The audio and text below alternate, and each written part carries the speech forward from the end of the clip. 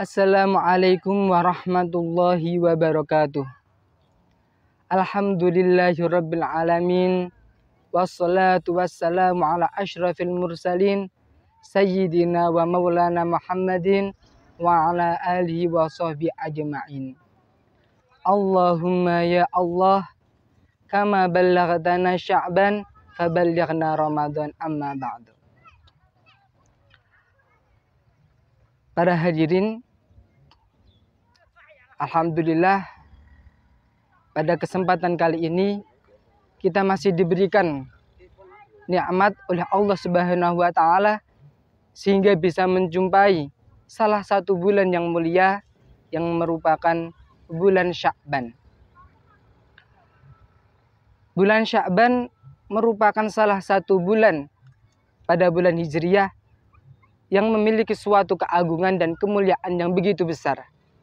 Karena pada bulan ini banyak sekali keberkahan-keberkahan dan juga kejadian-kejadian yang diberikan oleh Allah Subhanahu wa taala kepada kita.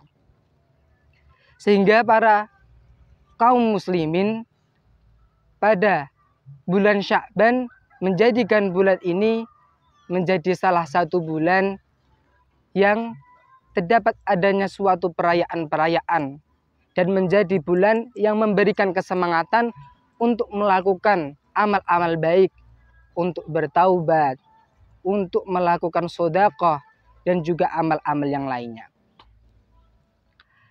Begitu juga termasuk salah satu amal yang disunahkan di dalam bulan Sya'ban, di antaranya itu adalah puasa. Tapi tidak semua hari pada bulan Sya'ban itu disunahkan untuk puasa. Yang pertama, terdapat adanya suatu hadis yang berupa Ja'a fil hadis an Usamah ibni Zaid radhiyallahu anhuma. Hadis yang diriwayatkan dari Usamah ibnu Zaid radhiyallahu anhuma yang berbunyi, qala qultu ya Rasulullah, lam araka tasumu min syahrin minasyuhuri ma tasumu min Sya'ban. Yang artinya, Usamah ibnu Zaid radhiyallahu anhu bertanya kepada beliau Nabi, wahai Rasulullah, saya tidak pernah melihat engkau berpuasa dari bulan di antara bulan-bulan lainnya sebagaimana puasa Anda dari bulan Sya'ban. Kemudian beliau Nabi menjawab, qala dzaka syahrun yaghfilun nasu anhu baina Rajab wa Ramadhana wa huwa syahrun tarfa'u fihi al-a'malu ila rabbil alamin wa uhibbu ayurfa'a amali wa ana shaimun. Nabi menjawab bahwasanya dalam bulan Sya'ban itu merupakan bulan di mana para manusia itu lupa antara bulan Rajab dan bulan Ramadan. Yang mana pada bulan ini adalah suatu bulan diangkatnya amal-amal kepada Tuhan semesta alam. Dan saya lebih suka diangkatnya amal saya sedangkan saya dalam keadaan berpuasa. Dari satu hadis ini kita dapat mengambil kesimpulan bahwa pada bulan Sya'ban itu merupakan bulan-bulan di mana amal-amal itu langsung dihadapkan kepada Allah Subhanahu wa taala. Sehingga beliau Nabi pun lebih senang ketika amal beliau diangkat, dihadapkan kepada Allah Subhanahu wa taala dan beliau dalam keadaan berpuasa. Dan didukung dengan adanya satu hadis lagi yang berbunyi, hadis ini diriwayatkan dari Ali bin Abi Thalib yang berbunyi, qala Rasulullah sallallahu alaihi wasallam, idza kanat lailatun nisfi min Sya'ban faqumu lailaha wa sumu naharaha fa innallaha yanzilu fiha li ghurubi syamsi ila sama'id dunya fayaqulu alam min mustaghfirin li fa aghfira lahu ala mustarziqin fa arzuqahu ala mubtalan fa wa'afihu ala kadza hatta yatul al-fajru. hadis yang diriwayatkan oleh Sayyidina Ali bin Abi Thalib di sini memiliki suatu arti bahwasanya beliau Nabi Rasulullah Shallallahu Alaihi Wasallam pernah bersabda bahwa ketika malam nisfu Sya'ban maka dirikanlah sholat dan puasalah di siang harinya. Maka sesungguhnya pada waktu itu Allah di saat terbenamnya matahari turun di langit dunia. Kemudian Allah berfirman, apakah tidak ada orang yang meminta pengampunan kepadaku? Maka aku pun akan mengampuninya.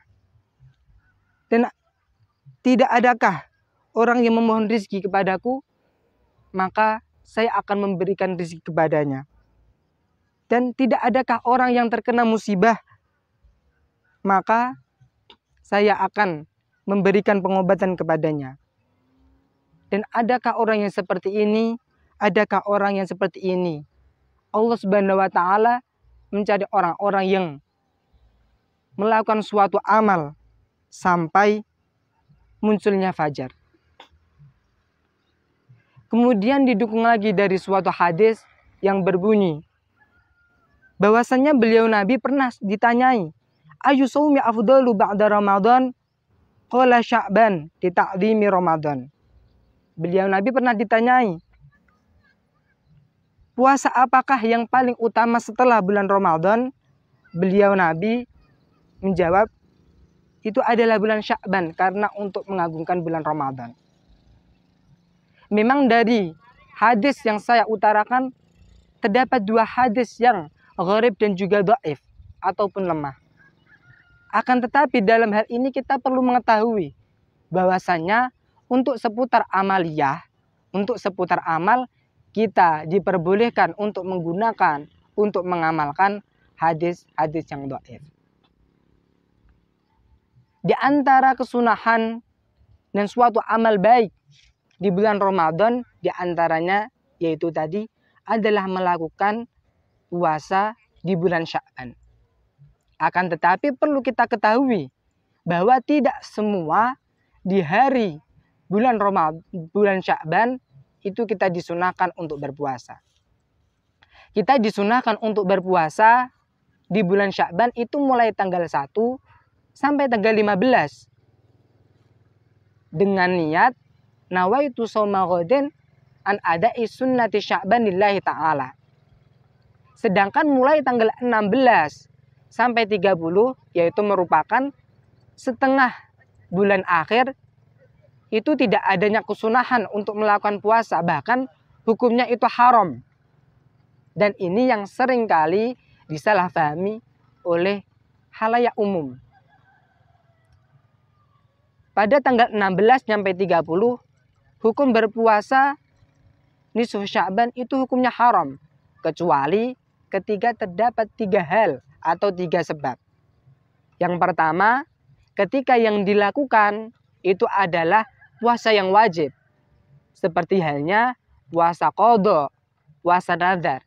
Adapun niatnya itu juga tergantung apakah itu puasa nazar atau puasa qadha.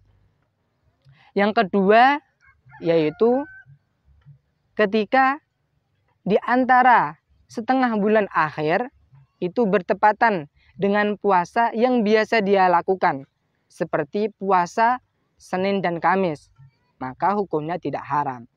Dan yang ketiga yaitu ketika setengah bulan akhir ini disambung dengan setengah bulan yang awal, dengan gambaran semisal dia sudah melakukan puasa pada tanggal 14, pada tanggal 15, kemudian dia lanjutkan sampai tanggal 30, maka tidak ada keharaman baginya untuk melakukan puasa. Jadi dalam hal ini kita bisa menarik kesimpulan bahwa disunahkannya puasa nisfu Sya'ban itu mulai tanggal 1 sampai 15. Dengan niat yang saya sebutkan tadi, nawaitu shauma ghadin an ada'i sunnati Sya'ban lillahi ta'ala. Sedangkan mulai tanggal 16 dan 30 hukum aslinya adalah haram, kecuali ketika menetapi 3 sebab yang saya utarakan tadi. Semoga pada bulan Sya'ban kali ini kita bisa mencurahkan seluruh amal kita, baik itu amal yang bersifat badani ataupun ukhrawi ataupun ruhi ataupun mali, baik berupa anggota badan, baik berupa amal hati, baik berupa amal yang berhubungan dengan harta. Semoga di bulan Sya'ban ini kita bisa mencurahkan semuanya untuk dihadapkan kepada Allah Subhanahu wa taala seperti halnya yang dijelaskan pada hadis tadi. Sekian dari saya. Apabila ada tutur kata yang kurang berkenan atau tidak tepat di hati Anda semua, maka dari diri saya sendiri memohon maaf sebanyak-banyaknya. Ketika ada kesalahan di dalam saya menerangkan, dengan rendah hati saya memohon untuk adanya pembenaran dengan tanpa adanya mengurangi rasa takdim kita terhadap suatu ilmu. Wabil hidayah wa taufik. Wassalamualaikum warahmatullahi wabarakatuh.